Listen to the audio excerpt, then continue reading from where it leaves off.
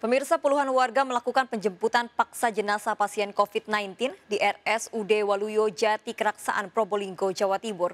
Warga juga merusak fasilitas rumah sakit. 9 orang warga terkait kasus ini diperiksa polisi.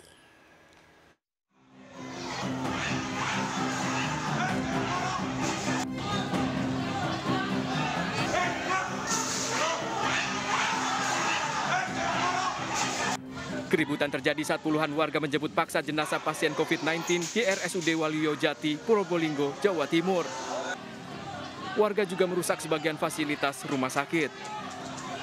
9 orang warga yang terlibat penjemputan paksa jenazah diperiksa polisi sebagai saksi. Hasil olah TKP polisi di Rumah Sakit Waluyo Jati diketahui warga merusak pagar, kursi, dan memecahkan kaca. Karena mereka melakukan secara bersama-sama, baik itu penjemputan paksa, diawali pengrusakan, sehingga terkait perkara ini kami contohkan. Jadi diawali pengrusakan, lanjut penjemputan paksa jenazah positif COVID. Polisi masih mendalami kasus ini untuk mengungkap dalang pengambilan paksa jenazah dan pengrusakan rumah sakit. Dari Probolinggo, Jawa Timur, Hana Purwadi melaporkan. Kasus pengeroyokan pengemudi ojek online yang dilakukan 2 pria pengendara mobil di Kebayoran Lama, Jakarta Selatan terus didalami polisi. Pengeroyokan diduga dipicu provokasi pengemudi ojek online. Aksi pengeroyokan viral di media sosial.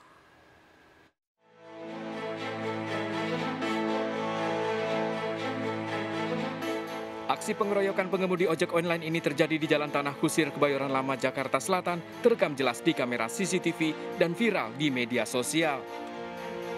Sejumlah warga yang berada di lokasi mencoba melerai.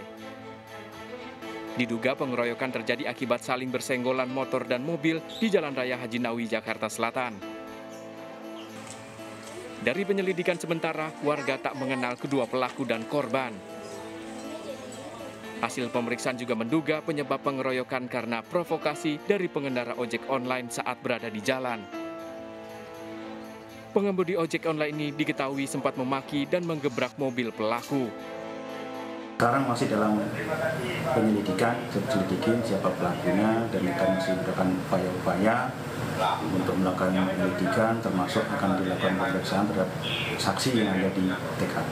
Berawal dari ojol ada agak gesekan dengan pengendara mobil ya, hingga ojol ini merasa nggak nyaman, yaitu akhirnya kap mobil digebrak oleh ojol dan dia menunjukkan jari tengahnya ke orang itu. Polisi masih mencari identitas kedua pelaku yang berada di dalam rekaman CCTV untuk diperiksa dalam kasus pengeroyokan ini. Dari Jakarta, Helmi Sangjangbati melaporkan. Pemirsa, pelaku pembuangan bayi di saluran air di Pulau Gadung, Jakarta Timur ternyata ibu kandung korban yang bekerja sebagai asisten rumah tangga. Pelaku sakit hati lantaran sang kekasih tak mau bertanggung jawab. Bayi dilahirkan pelaku di kamar mandi rumah majikannya.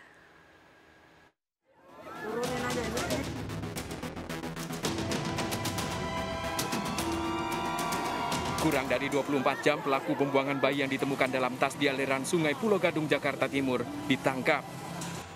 Pelaku adalah ibu kandung korban yang bekerja sebagai asisten rumah tangga. Saat dilahirkan di kamar mandi rumah majikannya, kondisi bayi sudah meninggal dunia dan langsung dibuang ke sungai agar tidak ketahuan. Bayi hasil hubungan di luar nikah dengan kekasihnya yang berada di Sukabumi. Ke kamar mandi, di kamar mandi tiba-tiba bayinya langsung keluar sendiri dalam keadaan sudah meninggal. Di depan rumah ada sungai, 200 meter dari rumah itu dia jalan, kemudian disimpan di sungai itu, dilempar begitu saja. Jasad bayi terbungkus kantong plastik ditemukan petugas kebersihan di aliran Sungai Pulau Gadung, Jakarta Timur. Pelaku kini ditahan di Polsek Pulau Gadung dan dalam pendampingan khusus karena masih di bawah umur. Dari Jakarta, Rio Manik melaporkan. Seorang ibu rumah tangga nekat menjadi kurir narkoba. Pelaku ditangkap saat mengantar pesanan ratusan butir pil ekstasi dengan mengendarai sepeda motor. Diam. Apa ini? Hah? Ya, saya. Wanita pengendara motor ini diberhentikan oleh polisi saat melintas di Jalan Teratai, Kota Medan, Sumatera Utara. Siapa sangka ibu rumah tangga ini terlibat peredaran pil ekstasi. Berapa banyak nih? Hah? Kau sampai nyuruh? Saat digeledah, polisi menemukan 400 butir pil ekstasi disembunyikan di bagian depan motor pelaku ditutup helm.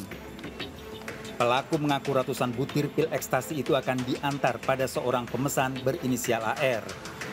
Berapa itu? Tidak ada. Terus kok bisa bawa ini ketemuannya di mana?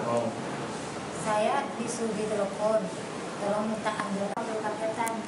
Ketemuannya di mana? Di rumah, di ruko, di pinggir jalan?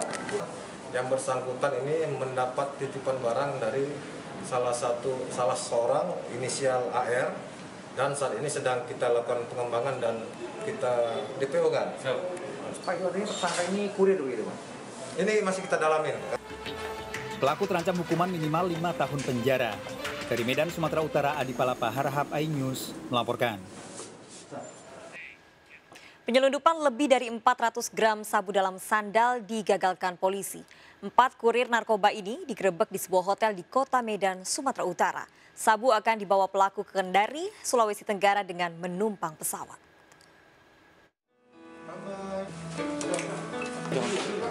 Apa itu? Hah? Apa itu? Hah? Sabu?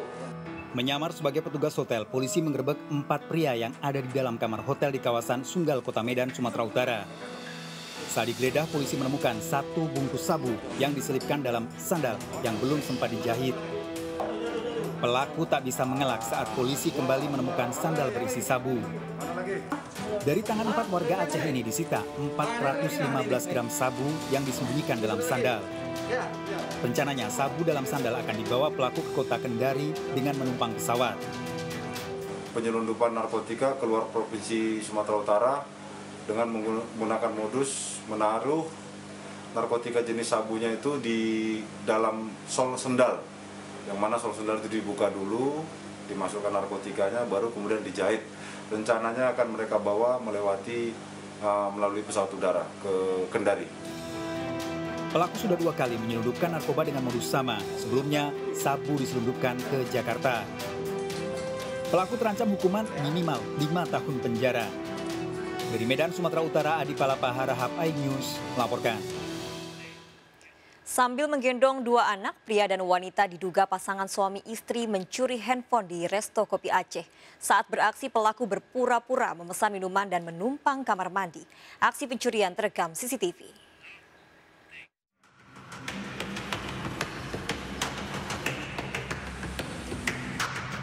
Sambil menggendong anak, pria dan wanita diduga pasangan suami istri ini mengalihkan perhatian karyawan Resto Kopi Aceh di Jalan Raya Sutomo, Kota Padang, Sumatera Barat. Saat karyawan lengah, sang suami menggasak handphone yang sedang dicas di meja kasir. Awalnya pelaku yang datang dengan mengendarai mobil berpura-pura menumpang ke kamar mandi. Pelaku lalu memesan teh tarik pada karyawan resto. Usai beraksi, kedua pelaku kabur tanpa mengambil minuman yang dipesan. Dia ada makanan habis, kami bilang semuanya habis. Memang udah tutup berarti ya? Udah tutup, udah dimatiin lampu, udah dimatiin semua. Kata dia sih, gak apa-apa bang, teh tarik aja katanya. Oh ya udah, saya bantu kan. Habis itu dia minta WC, dan antarlah ke situ. Habis dari WC, dia langsung sini, datang istrinya. Istrinya mau bayar, keluarin uang 50. Bayar tapi nggak jadi diambil balik, langsung pergi keluar, langsung tancap gas dia kencang. Ini pasti ada yang hilang. Saya pikir di dalam, rupanya pas nyadar megang kantong, rupanya HP, ingat HP taruh di atas meja kasir. Polisi masih menyelidiki pelaku pencurian handphone ini. Dari Padang, Sumatera Barat, Budi Sunandar, iNews melaporkan. Pemirsa, awasi anak saat bermain diduga lepas dari pengawasan kakaknya, bocah SD tewas tenggelam di kolam ikan tempat sang kakak praktik kerja lapangan. Orang tua korban tak henti-hentinya menangis.